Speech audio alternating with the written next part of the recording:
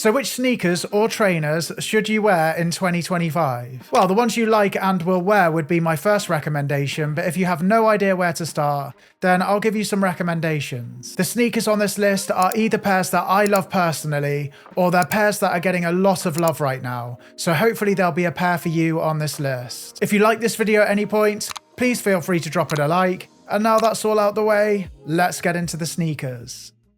So the first sneaker I want to talk about is from Dries Van Noten. Sneakers have been getting slimmer and slimmer over the years, and I think the slim silhouette is going to dominate 2025. And these shoes from Dries Van Noten are some of the best looking slim sneakers out there in my opinion. But what do you think? But I think you can wear these with absolutely everything. You can wear them with shorts, you can dress them up, or you can dress them down, so they're really versatile. They come in some gorgeous colours too. I especially love this green pair, but if I was going to buy a pair myself, I'd probably pick them up in black. The only downside to these is their hefty price tag, but then again, their hefty price tag stops them becoming an oversaturated shoe, because not everyone out there is going to want to spend over £300 on a pair of sneakers. There's a lot of brands out there doing dupes of these at the moment, and the best I've seen are from COS and Zara. I don't know what the quality is going to be like on the Zara pair, but they do look nice. But I'll leave links to both pairs in the description box. And if for whatever reason you want to spend even more on your sneakers, then Prada have their collapse loafer, sneaker that looks similar to the Dries pair, and also Maison Margiela have this pair, which look a little bit weird, but cool at the same time. They are about £700 though, so it's a massive no from me, but if you love spending money on shoes, then maybe it's a yes from you? I don't know. Next up, we have the Onitsuka Tiger Mexico 66. Now, these shoes have been trending for a few years now, but they still haven't peaked yet, in my opinion. I think they've been sitting in the shadows of the Adidas Samba the whole time, and because of that, it's worked in their favor, because people aren't sick of them yet. But these are another low-profile shoe that are the perfect balance between smart, sporty, and sleek, and they're probably one of my favorite sneakers out there at the moment. And the yellow pair has been the most popular model over the last few years, closely followed by the silver pair, but I do think we're going to see a lot more of the black colorways this year. I've had the black and white pair for a couple of years now, but I also really like this black and red pair, and also the triple black colorway. I think these sneakers are really well made, and they're surprisingly comfortable for how low profile they are, and I do think they'll work for anyone's style. They come in a load of different colors too, and some really funky colors as well, so I do think there'll be a pair for everyone. So I'm just sat here editing this video, and I've just been onto the Onitsuka Tiger website to get some B-roll or whatever, but I noticed that they put these sneakers up to £150. About 2 years ago, I paid about £80 for these, I think, so that's quite a big jump, and I think it's a little bit cheeky of them. I know there's a lot of demand for these at the moment, and when the demand is there, you can whack up the prices, and I do think they're still worth the price.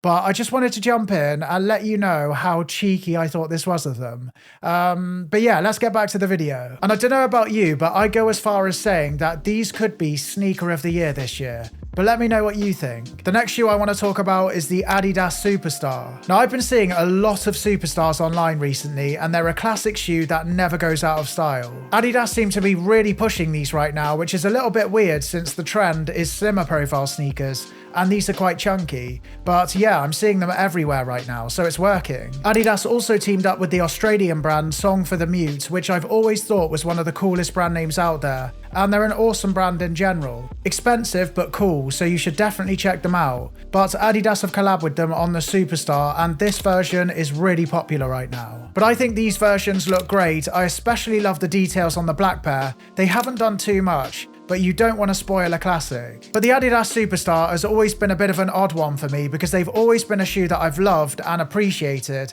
but not one I've wanted to wear myself. They're just a little bit too chunky for my style. Oh, actually, one shoe that I really like the look of from this collaboration is the Taekwondo May sneaker, and it's going to be coming out in black, beige, and green. They're a weird looking shoe, but I kind of like that, and I love how slim they are, but I'm not sure when they're going to be releasing them. I would have thought the summer, because they look like more of a summer shoe, but if you know, then please do let us know. Another Adidas shoe that I'm seeing absolutely everywhere right now is the Japan sneaker, and I really like the retro feel of these, and I think they're going to be a great shoe for the summer. And I think these make a nice change from the Sambas, the Handballs, and the Gazelles, even though I highly rate those shoes, but we see them everywhere. But just to be clear, I still think the Sambas, Gazelles, and the handballs are all great options for 2025. I think they're great options whenever, as they're timeless, so there's never a bad time to pick them up. Well, unless you think they're disgusting, then it's always a bad time. But anyway, the Japan sneaker comes in a load of different colours and designs, so there's a lot to choose from. So if you like this style of shoe, you're going to be spoilt for choice. Next up, we have the Puma Speed Cats. I say Puma, you say Puma, and in this case with the brand, my pronunciation is wrong. But I couldn't make this video without talking about these shoes because they're really popping off right now, and they're going to get even more popular in 2025, in my opinion. You do have to be a racing driver to wear these though, that's the only downside.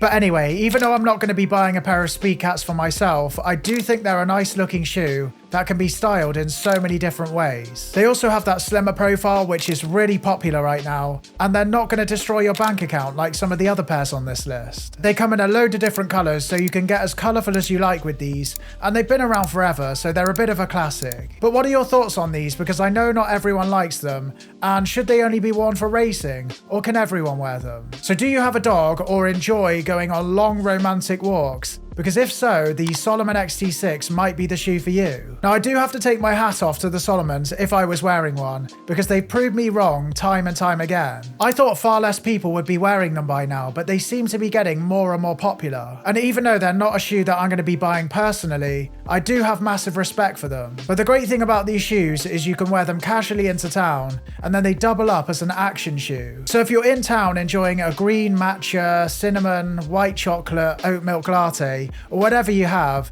and then you suddenly decide that you want to go and climb a mountain, then you don't have to pop home to change your shoes. But I do think these shoes are going to be very popular in 2025, and they might be just one of those shoes that sticks around quietly for the long run. Next up, I have to talk about them. I can't not. It's the Converse Chuck 70. I'm mentioning these for people who haven't seen my videos before, because those of you that have are probably sick of me talking about these, but I do think they're the best sneaker out there. These sneakers go with everything, they'll never go out of style, and they last me for ages. And to the people out there who say they don't last them long, what are you doing in them? Are you holding on to the back of cars and dragging yourself across the concrete? I just don't get it. This pair here I've had for over 4 years, I've worn them ridiculous amounts, and they're still going strong. Anyway, we all know about these by now, but make sure you get the 70s and not the regular Chucks, because the quality and comfort is far superior. So next up, we've got the New Balance Hybrid Loafer sneaker. So what do we all think about these? I think for me personally, they're not a shoe that I'd ever want to wear myself,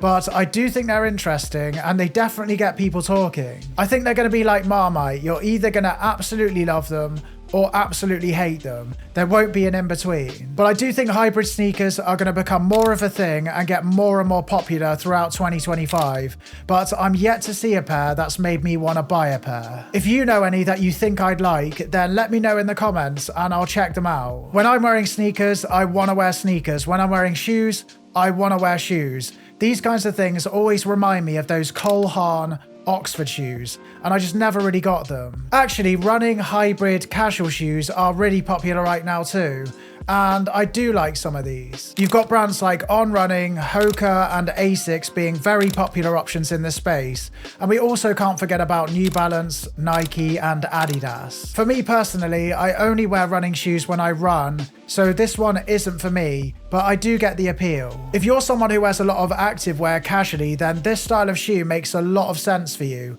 because they're comfortable and they go with the rest of your outfit. So let me know if I missed anything and which sneakers are you going to be wearing most in 2025. If you enjoyed this one, I hope you did, then please do give it a like. Don't forget to hit subscribe. I think about 60% of people aren't subscribed, so make sure you have hit subscribe. That would be lovely. And I think that's it. Thank you so much for watching, as always, and I'll see you in the next one. See you later.